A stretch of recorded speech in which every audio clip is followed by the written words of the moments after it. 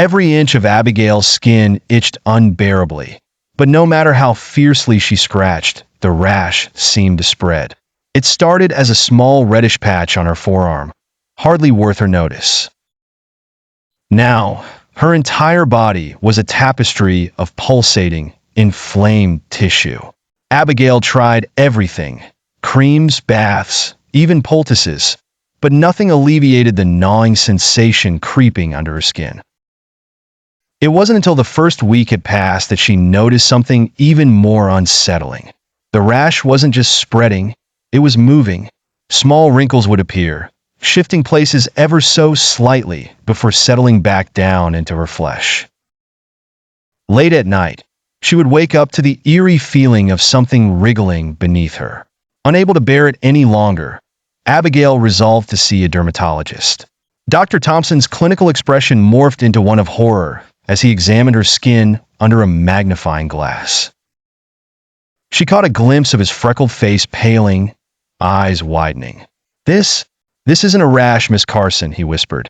"You need to be quarantined immediately." Panic tightened her chest as security personnel escorted her to a sterile, windowless room within the medical facility. Abigail's isolation was torment. With no human contact or any information beyond daily meals slipped through a small slot in the door. Desperation gnawed at her sanity until she could feel reason slipping away. Nights were the worst. It was during those pitch-black hours that the itching transformed into an excruciating burn. One morning, Abigail found herself staring at her reflection in the dirty bathroom mirror, only to recoil in horror. Her skin looked like a vast, undulating sea.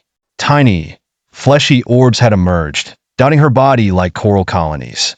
They pulsed rhythmically, a grotesque mockery of a heartbeat. Abigail's hands trembled violently as she felt one of the lumps on her forearm. It twitched. A childish, guttural giggle echoed in her mind as she screamed. It was not her voice. Desperation flared as Abigail grabbed a razor blade and cut into her arm, hoping to rid herself of the growing monstrosity. Her flesh peeled away, revealing a twisting mass of sinew and eyes beneath. Staring back at her from within was a hideous, sentient organism. "Mommy," a chilling voice whispered. The eyes blinked in unison, and Abigail collapsed to the floor, overcome by a wave of black despair.